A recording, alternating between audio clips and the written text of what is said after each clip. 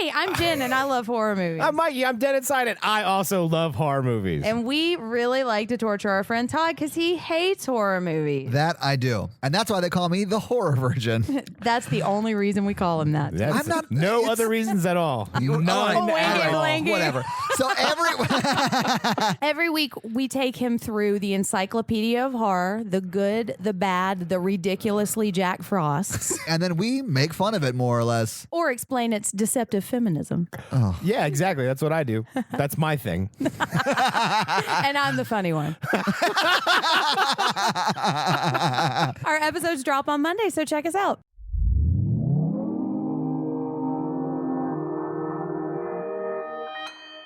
Consequence Podcast Network.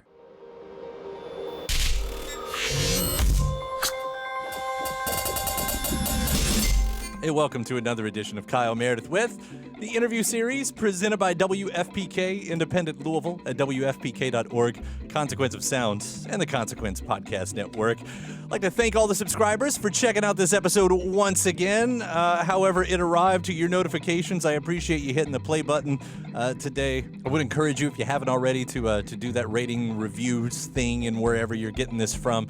Or leave a comment, at places like YouTube. You can just kind of like, hey, I love the interview. I'm listening from wherever. And I appreciate that stuff, too. And if you're not a subscriber, please take that moment. Hit the subscribe button. We'll deliver new episodes every Monday, Wednesday, and Friday straight to your podcast inbox. It is the best way to keep up with all of your favorite artists and what they're up to.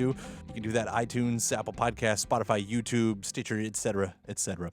I'm Kyle Meredith, and today my guest, Chris Carrabba. I'm going to be talking Dashboard Confessional. 20 years of Dashboard Confessional. In fact, Chris is celebrating the 20th anniversary with a new best of collection called The Best Ones of the Best Ones. And we're going to be retracing a lot of those steps, too, from the beginnings of the band that was only supposed to be a side project around the time he was stepping out of Further Seems Forever, to how his lyrics have aged through the years and how he still connects with them, or doesn't. We'll talk about rebellion points against image that came along the way, and the unexpected detours, like SoundCloud rap artist noting him as a huge influence in his collaborations within that genre, straight up until the tour that he's doing in 2020 with all these sold-out dates.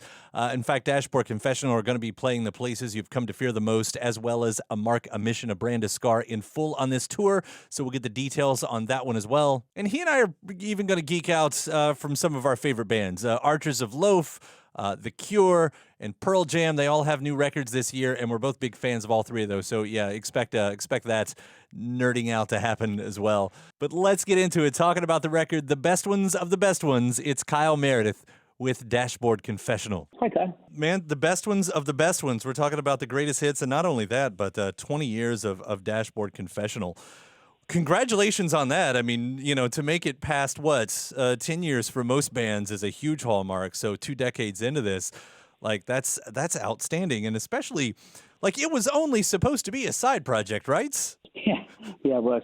It's turned into a real thing. It's a real boy at this point.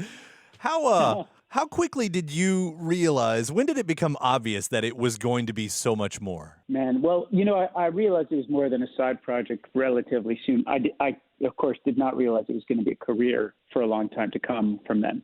But, I only intended for it to be one tour that was going to happen in the month of October of 2000. Mm-hmm. And I booked the tour in a window where my other band, Further Seems Forever, which was my main band, didn't have a tour. Before I left for that tour, well, quite a bit, maybe a few months before I left for that tour, I parted ways with Further. So when I left for that tour, I thought, well, this will be good because, it'll be a great way to clear my head, do this little project that I so enjoyed doing, playing it in front of people, come back, figure out what band I'm going to be in next. And it only took a few shows for me to realize, hey, something's happening here that I didn't expect. These people know the songs already, really know the songs already.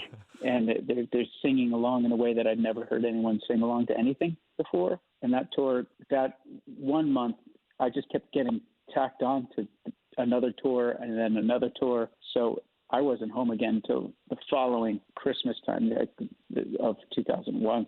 I remember even hearing about it just in the news around that time. I mean, the way people talked about you, because, you would come on these news briefs as an unknown to a lot of us, but seeing those people, I mean, you mentioned the fans singing along to every word.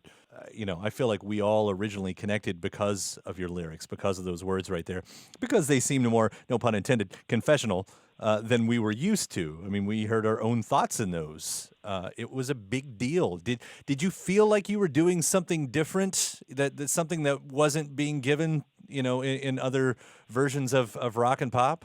No, but I thought I was giving something different that wasn't represented in any of the other music that I was making. I was in a band that was relatively heavy. I was in several bands at the same time, and that was the one piece that I wasn't finding in those projects, which was this really bare honesty. And when I named it Dashboard Confessional, I'm not actually sure that I understood that there was a kind of subgenre called confessional writing, but I did realize that's what I was doing, and that's why I named it that. But I didn't try to. It wasn't in response to like what was going on in the music scene, the grander music scene, but my musical experience. It was reactionary to that. Those lyrics, how an artist has a relationship with their songs as they continue to grow and as the years pass by.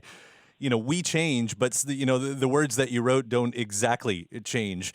And for those to be so confessional as they were, so diary type of lyrics, were there ever points where you looked back in those nowadays and you're like, oh man, I was somewhere? Yep. There are, no one gets away scot-free, you know what I mean? So I'm happy to say that there's a lot of music that I made in those early days, specifically. I say the early days, meaning the days before I really had a band surrounding me. I'm happy to say that most of the lyrical content is not tied so stridently to exactly who I was at that time. But there is a line or two that is just like a dude having a bad day, and that day was a fleeting moment, Right. And it's that's in my life still now and will be. Interesting how, as a songwriter, you carry that stuff with you.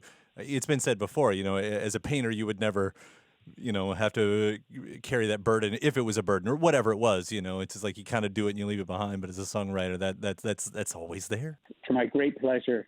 It's more often than not, the songs kind of can change as I change, and as the audience changes in life experience. But yeah, you're right, man. There's just one or two moments in there that are, man. Yeah, I'm kind of locked in there. So once everybody kind of started getting a grasp on what you were doing, and of course, the press took off and emo was thrown around. Was there ever a rebellion point for you to go against an image that may have been projected onto you? Like song-wise or sound-wise, did you find that you rebelled later on? I don't know that I had to, because the whole thing was designed so that the music could be as malleable as I cared for it to be. I thought one way that worked was I gave it a band name. I didn't call it by my own name. In doing so, that allowed me to grow it into a band. So when it felt like it was time to grow, musically, I could add the pieces add the musicians to add the pieces, broaden the sound. I would say that I think I rebelled in a less pop song-oriented way.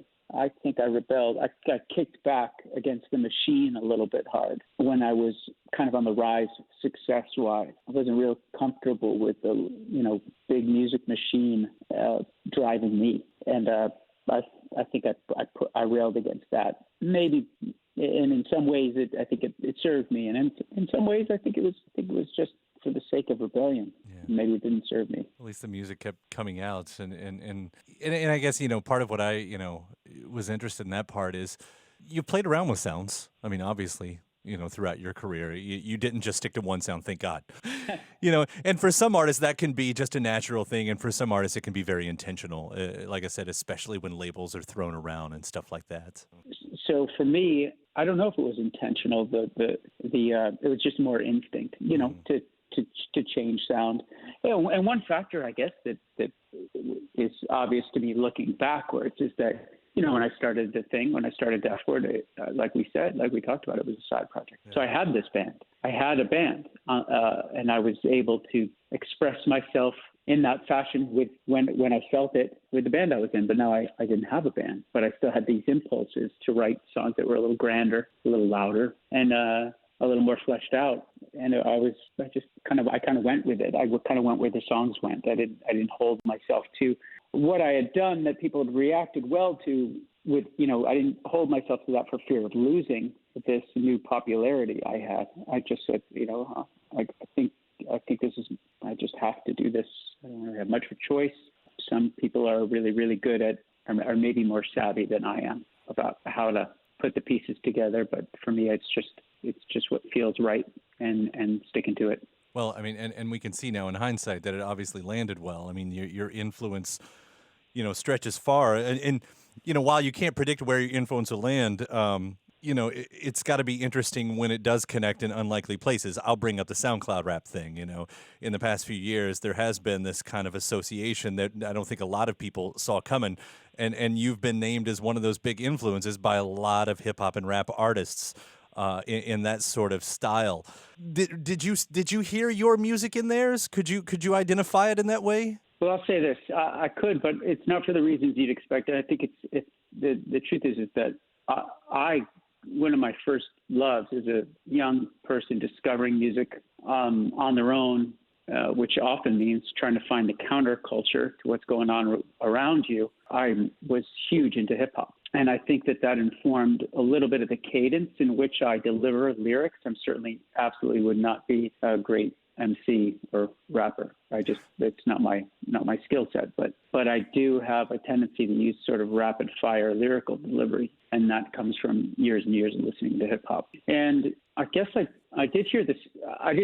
When I started to hear what was happening on SoundCloud, I was not in relation to anybody saying that it was influenced by me, but I was like, wow, great. I've been kind of lost as a hip hop fan for a little while now, looking for something that spoke to me, and this stuff spoke to me again. Then to find out that some of those very songs were inspired to some degree or gave credence or credit in some degree to music I made. It felt, honestly, is it lame to say that? Maybe lame, I don't care. It felt really good. It really felt good to know that I'd something I had done had reached far beyond what I originally intended and lasted much longer as an influence than what I intended. That's interesting. You hang around long enough and cool things happen. It's true. It's really true. That's really true. It's interesting. I'll only quickly bring up sidebar here. You were talking about the bands you liked in your youth, and I from what I read, being an Archers of Loaf fan and a fan of The Cure, and I thought, man, this is going to be a good year, I think, for us, because both of those have new albums coming out. Oh, man. I know. It's going to be a great year. I mean, I'm living right now where there's new Dinosaur Jr. music and Jay Mascis music and Archers of Loaf stuff coming out, another Cure record coming. I mean, this is going to be my year. Do you have any expectations for new music from these bands? I mean, like Dinosaur, they've stayed pretty consistent lately, and I think they're making some of the best music that they've ever made in their career. But it's now been over 10 years, especially for The Cure, and I think 20 some odd years for Archers. And I'm hopeful, but I'm just a little nervous at the same time. I want to love this. I'm not nervous, man, because The Cure has never let me down. It's true. So I'm not nervous about that at all. And with Archers, what I'm most excited about is what could they do? Yeah. I mean, because they could come out and they could make the logical, quintessential Archers record, and I would be thrilled. Yeah. Or they could press forward and surprise me, and I can almost guarantee you I'll be thrilled, because I just think that they did that from the get-go. There's a through line there, but the records, they kept getting better and better because they kept pushing. Well, I am certainly hopeful as well. We'll know soon. To some degree. I don't know when on those, but Jawbreakers making new music too. Right. I mean, it's it's all coming up. It's all coming up my ear. I had them on the show last year, on my show last year, Jawbreaker, when they started on the tours and everything. So yeah, no, it's not gonna be bad. And I don't know to what degree a Pearl Jam fan you are, but they just announced their first one. They'd only put out one last decade, and they have another one that's finally this year. So yeah, let's celebrate it. Yeah, man.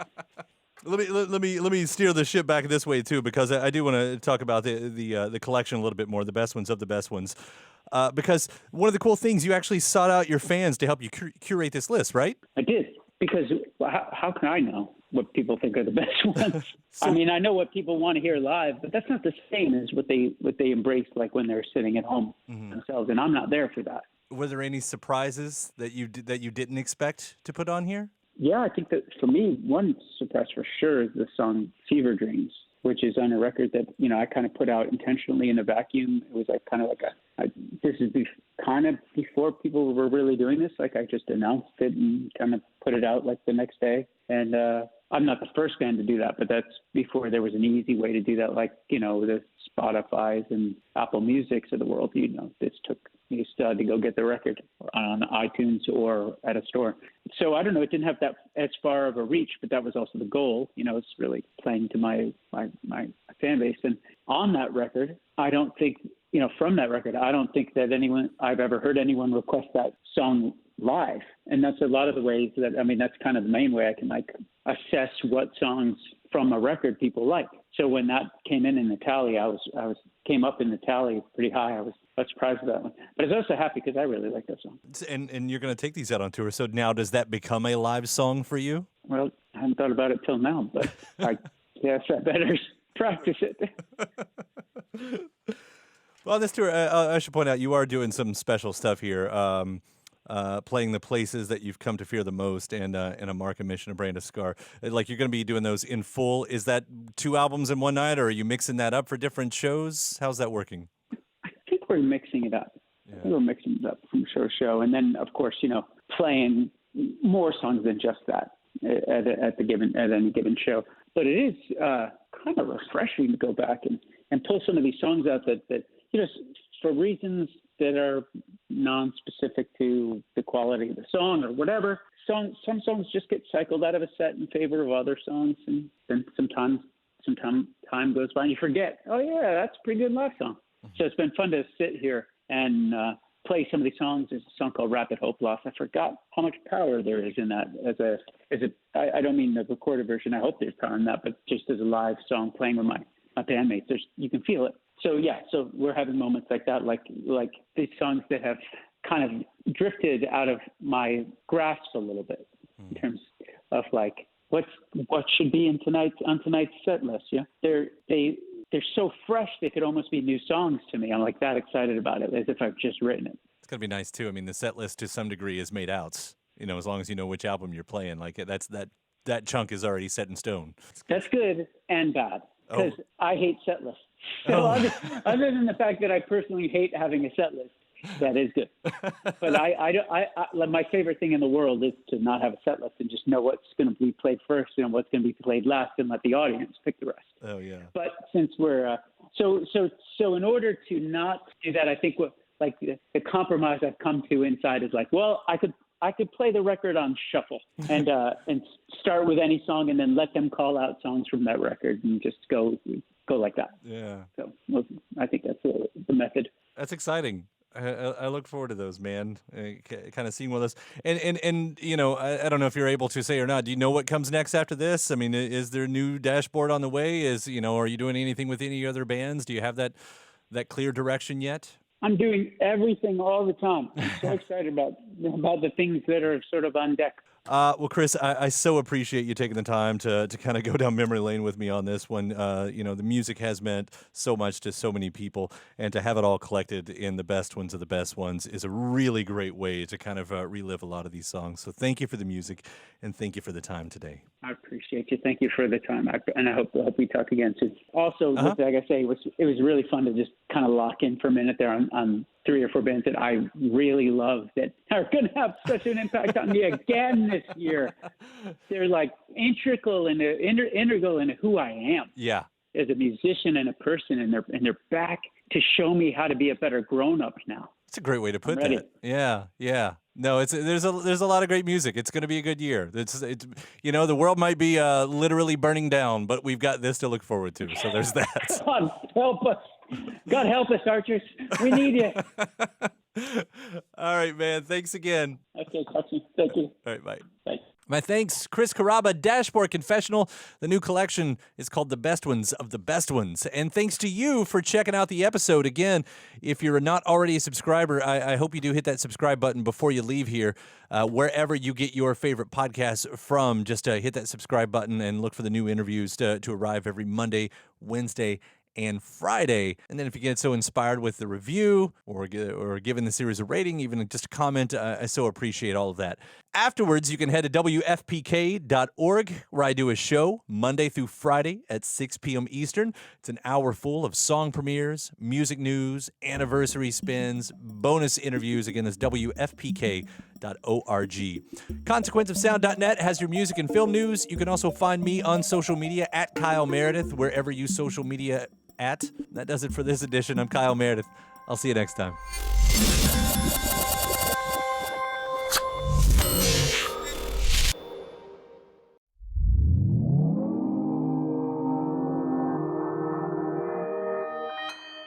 Consequence Podcast Network. It's easy to hear your favorite artist on WFPK from wherever you are. Listen on your smart speaker, live stream from our website at WFPK.org from Louisville Public Media.